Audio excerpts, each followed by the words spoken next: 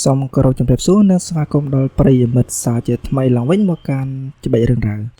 វនៅថ្ងៃនេះដែរនឹងលើកយកនៅសារព័ត៌មានមួយទៀតដែលនិយាយអំពីទីតាំងរស់រើកំទេចកំទីដែលបែកបាក់នៅត្រង់កន្លែងអគារបាក់រលំដោយសារតែគ្រោះរំជួយដីកាលពីកន្លងទៅគឺយើងឃើញថាមានរឿងរ៉ាវចម្លែកហើយនឹងហេតុការណ៍ជាច្រើនដែលកាន់តែទៅមុខសម្បីតែចំពោះរឿងក្តីស្វែងរកអ្នកដែលមានកំហុសនៅក្នុងហេតុការណ៍បាក់រលំអគារនេះផងដែរហើយមិនតែប៉ុណ្ណោះប្រិយមិត្តក៏បានជ្រាបផងដែរថាកាលពីប្រហែលថ្ងៃមុនគឺមានការរៀបចំនៅការសែនព្រេនដើម្បីឧទ្ទិសកុសលផលបុណ្យនៃចំណីអាហារ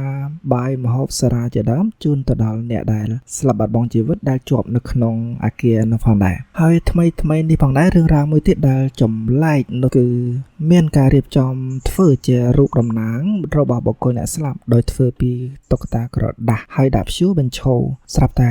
រូបតុក្កតាក្រដាសនោះគឺមានចលនាយើងដឹងហើយថាក្រដាសនៅពេលដែលខ្យល់បក់មកគឺវាតែងតែមានចលនាទៅតាមកម្លាំងនៃខ្យល់បក់ប៉ុន្តែករណីដែលចម្លែកនៅទីនេះគឺនៅពេលដែលខ្យល់បក់មកគឺមានចលនាតែមួយរូបតែប៉ុណ្ណោះនៅក្នុងចំណោមរូបតុក្កតាក្រដាសជាច្រើនផ្សេងទៀតដែលនៅនឹងថ្កល់ផងដែរអ្នកដែលបានផុសរូបភាពហេតុការណ៍នេះគឺលោកយ៉តអញ្ញវុធដែលជាសមាជិកក្រុមម្នាក់នៅក្នុងចំណោមអ្នករុករកហើយនឹងសង្គ្រោះនៅទីនោះផងដែរប្រិយមិត្តជាទីមេត្រីហេតុការណ៍នេះគឺបានកើតឡើងបន្ទាប់ពីមានការរៀបចំសែនព្រេនម្ហូបអាហារ20តុដែលលោកប៊ិនបានលឿនបានដឹកនាំធ្វើកាលពីថ្ងៃមុនក្នុងនោះដែរបន្ទាប់ពីបានរៀបចំធ្វើពិធីសែនព្រេនកន្លងទៅក្រុមការងាររុករកហើយនឹងសង្គ្រោះក៏បានរុះរើសំណាក់សំណង់អគារប្រទះឃើញសាកសពជាច្រើនជាបន្តបន្ទាប់ទៀតខណៈនេះដែរគឺនៅសល់តែសាកសពចំនួន8នាក់ទៀតតែប៉ុណ្ណោះដែលក្រុមការងារកំពុងតែដុតដៃដុតជើងក្នុងការស្វែងរកគួររំលឹកជូនដល់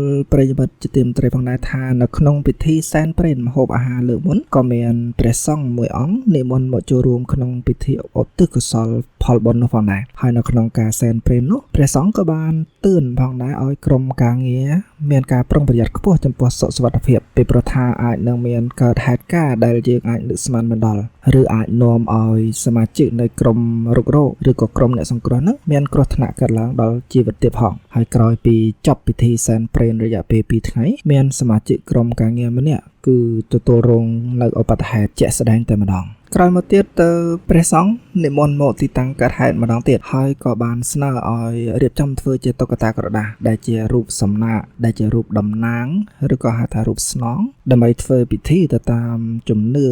របស់គាត់ក្រោយពីបានរៀបចំធ្វើនៅពិធីនោះហើយទើបបង្កទៅជាហេតុការណ៍ដោយដែលប្រិយមិត្តបានឃើញដូចនេះឯងដោយដែលប្រិយមិត្តបានឃើញអញ្ចឹងគឺគ្រាន់តែទស្សនាហើយគឺព្រឺសបុលតែម្ដងព្រោះថារូបក្រដាសដែលតំណាងឲ្យអ្នកស្លាប់ហ្នឹងគឺត្រូវខ្យល់បក់ល្វិចហ្នឹងគឺកម្រើកតែ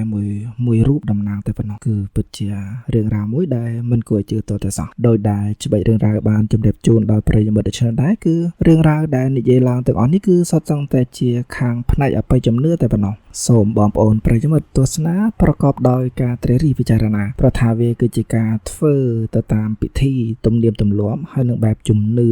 ឬក៏តាមបែបប្រពៃណីសាសនាវាក៏ជារឿងមួយយ៉ាងដែលជួយឲ្យសាច់ញាតិអ្នករងគ្រោះរសាយខាងផ្លូវអារម្មណ៍បានមួយកម្រិតផងដែរប៉ុន្តែទោះជាយ៉ាងណាក៏ដោយគឺការរុករកនេះក៏ជិតទៅនឹងបញ្ចប់ផងដែរដោយហេតុថានៅសល់សាកសពត្រឹមតែ8នាក់ទៀតតែប៉ុណ្ណោះដែលជាសាកសពចុងក្រោយនៅក្នុងការរុករកនេះនៅពេលដែលមានការអាប់ដេតនៅព័ត៌មានថ្មីបន្ថែមទៀតច្បីរឿងរ៉ាវនឹងធ្វើការអាប់ដេតជូនដល់ប្រិយមិត្តទស្សនាជាបន្តហើយច្បីរឿងរ៉ាវក៏សូមអរគុណដល់ប្រិយមិត្តដែលបានតាមដានទស្សនាដល់ទីបញ្ចប់ជួបគ្នានៅវីដេអូក្រោយទៀតសូមអរគុណសូមជម្រាបលា